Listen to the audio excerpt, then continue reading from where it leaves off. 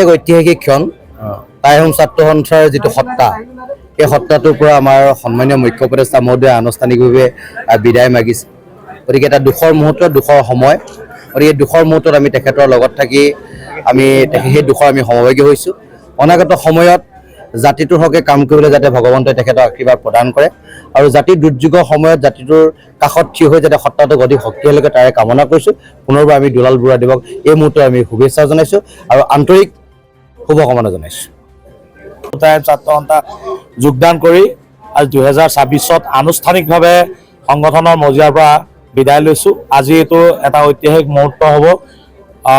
আজি দীৰ্ঘদিন জাতিটোৰ বিভিন্ন মুহূৰ্তত এজন সংগ্ৰামী যোদ্ধা হিচাপে কাম কৰি গৈছিলোঁ। এই সময়ছোৱাত হয়তো আমাৰ যিখিনি সফলতা চুব লাগিছিলে সেই সফলতা আমি চুব নোৱাৰিলোঁ আমাৰ কাৰ্যকালত।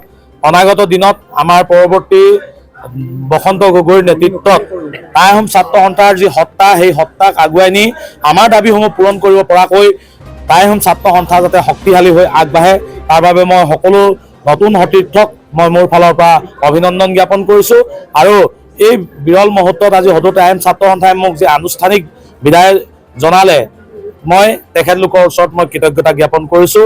অনাগত দিনত জাতিটো এটা আমাৰ যিসমূহ পূৰ নহ'ল যিবিলাক দাবী আছিলে সেই দাবীখিনি যাতে পূৰ হয় তাৰে মই কামনা কৰিছোঁ।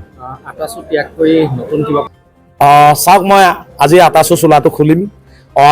কালিলৈৰ পৰা নতুন চিন্তা কৰিম যাতে নতুন দিগন্তৰ সূচনা হয়। জাতিটোক চোলাটো সলাই টাই আহোম ছাত্ৰ সন্থাৰ পৰা চোলাটো খুলি জাতিটোক সেৱা কৰিব পৰা অন্য যদি পথ সন্ধান কৰি ৰাইজৰ মাজত ৰাইজৰ দুখ দদৰ্শা সমস্যাৰ মাজত যদি ৰাইজৰ হকে কাম কৰিবলৈ সুবিধা পাওঁ নিশ্চয় সেইটো আপোনালোকৰ আগত অনাগত দিনত অৱগত কৰিম। ছাত্ৰ সন্থা যোগদান কৰি আজি 2026ত আনুষ্ঠানিকভাৱে